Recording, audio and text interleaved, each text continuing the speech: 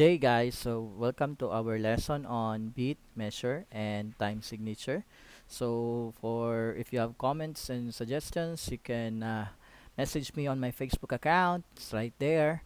Okay, I write here, and you can also email me at my mm, uh, Gmail account. That's sorales.mas@ndu.edu.ph. Okay, so in this lesson, we are going to learn about three things, no?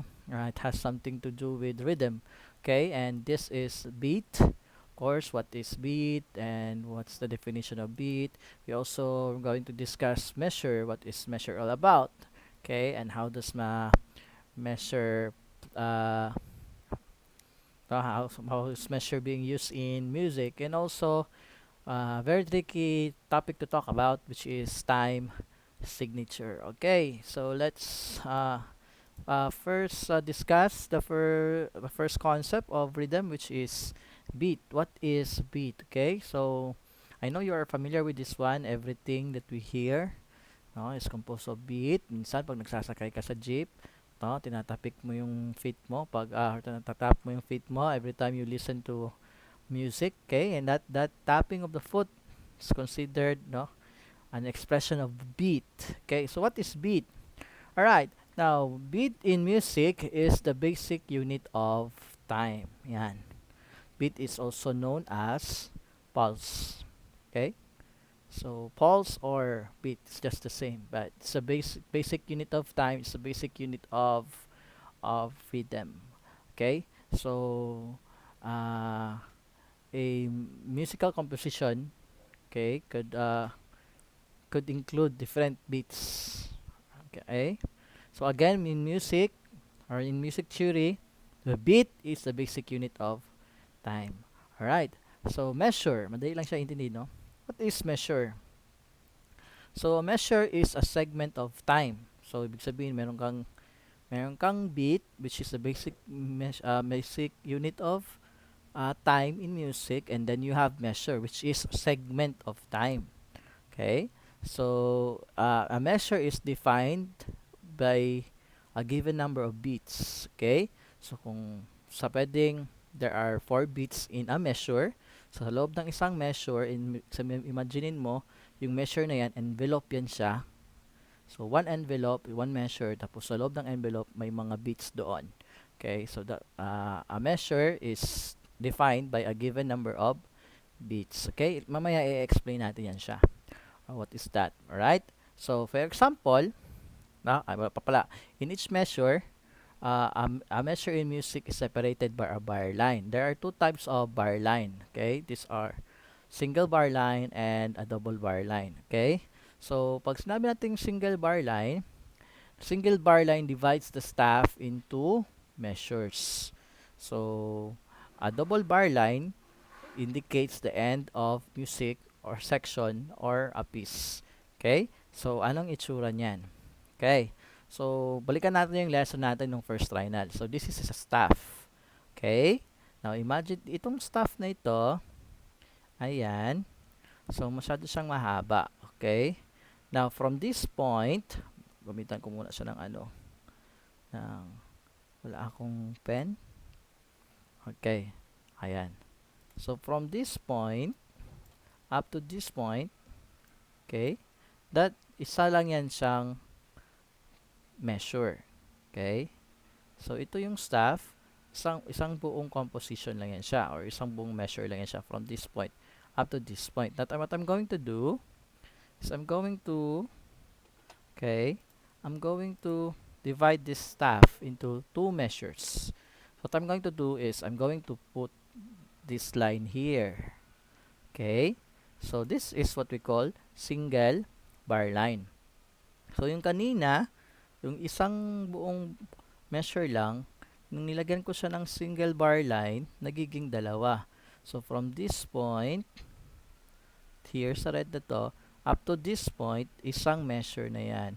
And from this point up to this point, isang measure. So, yung isang buong measure kanina, nagiging dalawa. Again, from this point to this point, that is one measure. And from this point to that point, that is one measure. So, from a single measure, hinati ko siya using single bar line, naging 2 measures na siya. Now, the question is, how many bits ang meron dito? How many bits are meron dito?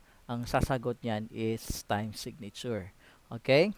So, paghatiin na naman natin siya, no, I can put a bar line here, put a bar line here. Okay, ilang measure na siya? Tatlo. Okay, one measure, second measure, and the third measure. Ayan. Okay, so measure 1, measure 2, measure 3. Right? So, kung meron tayong ganito, 1, yan, I will put another bar line there. So, we already have 3 measures. Okay? So, 1, 2, and 3. Okay? So, again, a bar line here, a bar line here, and a bar line here. 1, 2, 3, 4, 5, 6 measures na siya. Okay? So, I already have 6 measures from this point to this point, this point to this point. 1, 2, 3, 4, 5, 6. Single bar line yan. Now, kung titignan ninyo, nilagyan ko siya ng another bar line dito. Magkatabi sila ng single bar line. Okay? This is what we call a double bar line. Ito.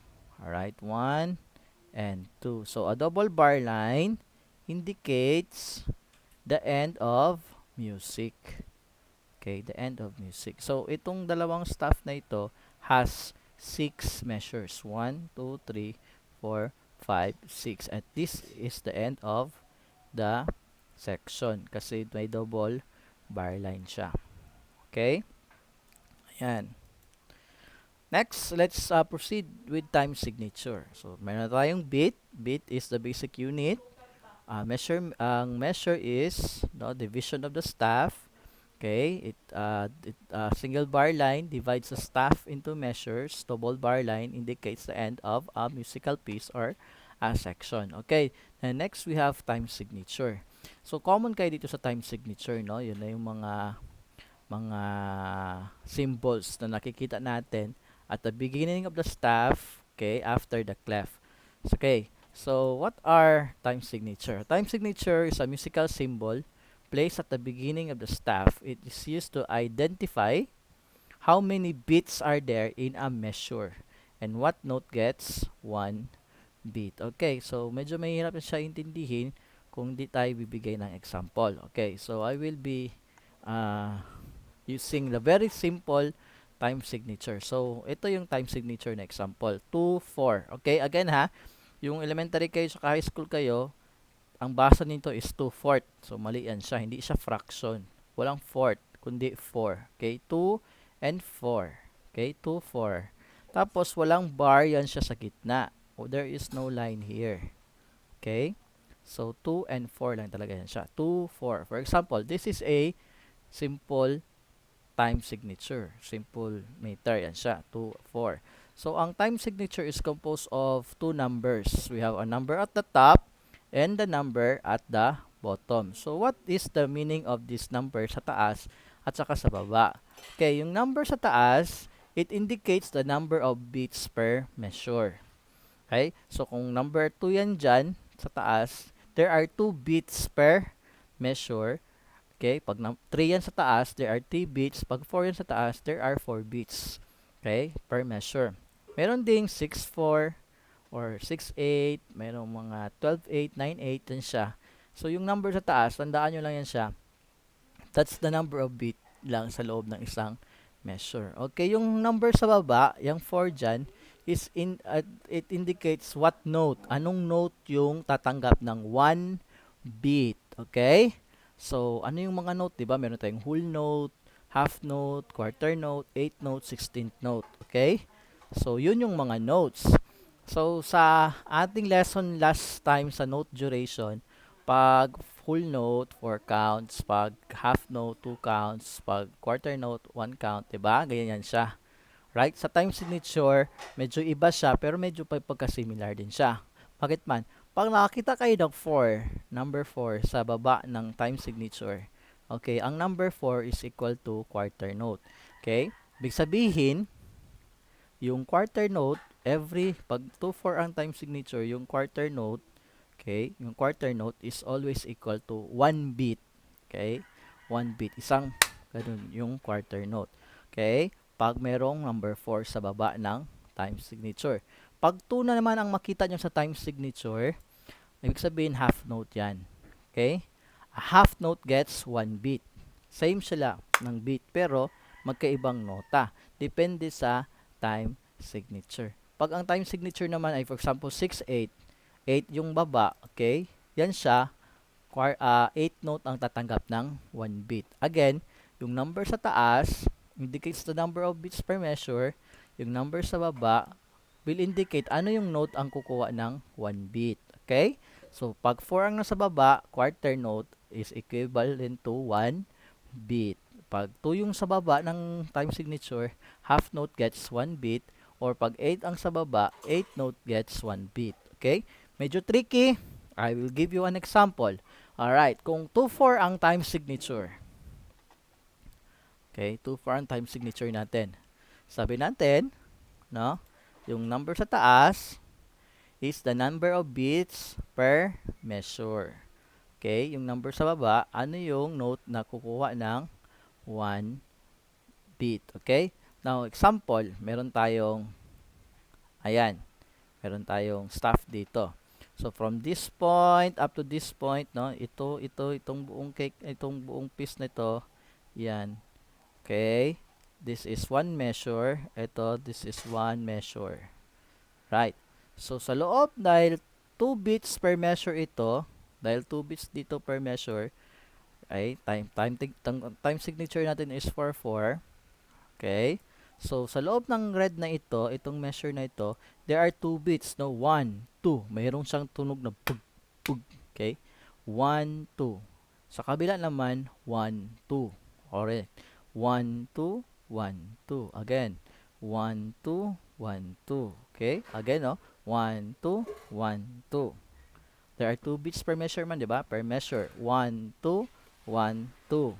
Okay? Again, per measure tayo. 1, 2, 1, 2.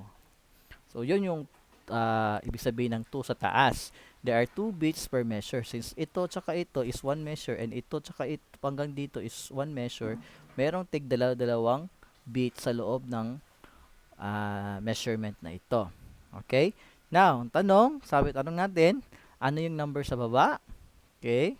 Yung number sa baba, yung 4 na yan is equal to quarter note. At ang quarter note na yan will get 1 beat. Okay? This quarter note will get 1 beat. So, ibig sabihin, yan. 1, 2. Okay? 1, 2. Yung quarter note na yan is equal to 1. So, 1, 2. Or, pwedeng ganyan. 1 and 2. 1 and 2. Since ang 8th note is kalahati ng quarter note, ang value ng 8th note is 1/2. So, ang bilang natin dyan is mas shorter. Again, tingnan natin ha. 1, 2, 1 and 2. Again, 1, 2, 1 and 2. Okay, there are still 2 beats per measure.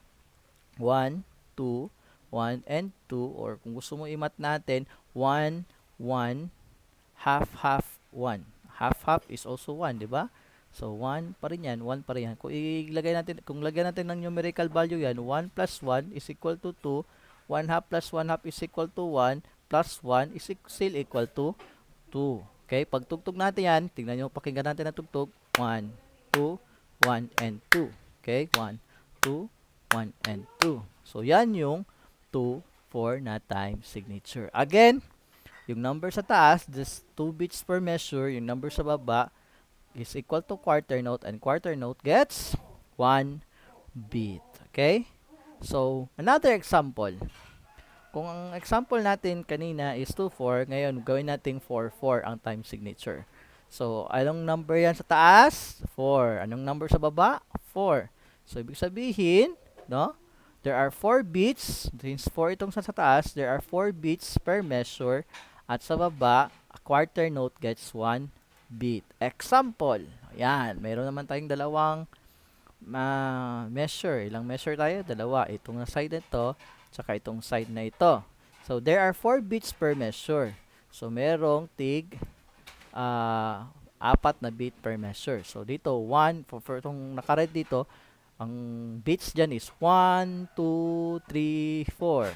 Ganoon din sa kabila, 1, 2, 3, 4. Okay, tignan nyo yung nakapula ha. So 1, 2, 3, 4. 1, 2, 3, 4. Again. 1, 2, 3, 4. 1, 2, 3, 4. Okay? Dalawang measure lang yan, pero isang measure may tig for 4 counts kasi ang time signature natin 4, 4. There are 4 beats per measure. Now, anong note yung kukuha ng 1 beat? Ha? Yung 4 meaning, okay, quarter note. A quarter note gets 1 beat. Ang ibig sabihin ng 4 dito is itong quarter note. So, a quarter note gets 1 beat. So, kung 1, ang equivalent ng quarter note is 1, ilang quarter note ang magkasya dito sa loob ng isang measure? Of course, if there are 4 beats per measure and a quarter note gets 1 beat, so a quarter note, para mag-abat ng beat siya, 4 din na quarter note. So, pwedeng 1, 2, 3, 4. Okay? So, yan siyang magkasya. 1, 2, 3, 4. Right? Or pwede ring 1 and 2, 3, 4. Okay? So, 1 and 2, 3, 4. Okay? So, kung i-clap ko yan siya, 1, 2, 3, 4. 1 and 2, 3, 4. Okay? Since itong half note dito is equivalent to 2 counts. Okay? Gawin natin siyang numerical value. 1, 2, 3, and 4. So, a quarter note is gets 1 beat. So, itong number nito, yan yung beat niya. So, ang quarter note is 1. So, there are 1, 2, 3, 4. 1 plus 1 plus 1 plus 1 is equal to 4. Okay? Or, yan, 1 half and 1 half. Okay? So, 1 half plus 1 half is still equal to 1. Okay? So, 1 yung value nito. Ang quarter note is, ilang count or ilang beat? 1 beat. Okay? Ang half note, since ang quarter note is 1, ang half note is 2. So, i-calculate mo yan. Ganun din ang labas niya. 1 plus 1 plus 1 plus 1 is equal to 4. 4 beats per measure. 1 plus 1 plus 2 is still equal to 4. 4 beats pa rin per measure. Again, i-play natin siya. 1, 2, 3, 4. 1 and 2, 3, 4. Okay? So, ganun ang pagbilang niyan. Right. Next example. Last example natin. 3, 4. So, how many beats per measure? Kung tignan natin ang 3, 4 time signature, there are 3 beats per measure. And again, dahil 4 ang sa baba, a quarter note gets 1 beat. Okay. Now, for example, ayan, meron tayong 2 measures, no? So, 3, 4 ang time signature natin. Per measure is 3 beats. So, 1, 2, 3, 1, 2, 3. Again, 1, 2, 3, 1, 2, 3.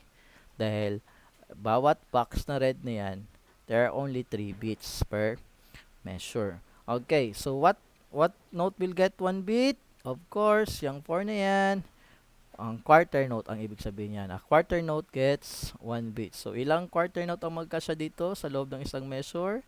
Since there are only 3 beats in one measure, and quarter note gets 1 beat, kasya ang tatlo dyan. Tatlong quarter note sa loob ng isang measure. Or, pwede rin ganito. Okay? So, pag i-clap natin yan siya, 1, 2, 3, 1, 1, 2, 3, 1, 2, 3. Okay? So, tingnan natin. Kung calculate natin, 1, 2, 3. So, 1 plus 1 plus 1 is equal to 3. 3 beats per measure. 1, okay? So, this is 1. Ang half note is 2. So, 1 plus 2 is equal to still 3 beats per measure. Play natin siya. 1, 2, 3. 1, 2, 3. Okay? 2, 3. Bakit nagaganto ako? Kasi half note siya. Okay? So, yan lang yung mga example na yan. Yan ang ibig sabihin ng time signature. Again, time signature, ang number sa taas indicates how many beats per measure. Ang number sa baba indicates ano yung note yung tatanggap ng 1 beat. So, kung meron tayong 4 sa baba ng time signature natin, ibig sabihin quarter note yan siya. Ang quarter note is equal to 1 beat. Okay, sige, review tayo. Reviewin natin. So, yan siya. Tandaan nyo lang yan. Yung sa time signature, pag number sa taas, number of beats per measure, number sa baba, ano yung note that will get 1 beat. So, ginamit ko kanina na note is 4. So, 4 is quarter note para madali natin siyang maintindihan. Okay? Ayan yung mga example natin. Okay, sige. So, that ends my lesson. Yan lang po yung muna yung ano natin, yung lesson natin. So, madali lang naman siyang maintindihan, no? Madali lang siyang maintindihan. Okay, so that ends my presentation this day. I hope you learned something. Medyo tricky siya, pero if you want, you can watch other videos, no? Or we could have our live online streaming for this one if you have lessons or clarifications. Again, mas maganda siya kung i-play natin siya sa live class natin. Okay? Mas madali siyang maintindihan. Alright, for more questions, clarifications, again, you can email me sa account ko kanina, no? Or you can message me on my Facebook account. It's facebook.com/marco.roales. Or you can email me at roales.mas@ndu.edu.ph. Okay? So, stay home, save lives, stay safe, ingat-ingat lagi, and God bless us all. Okay? See you on our live class. Bye-bye.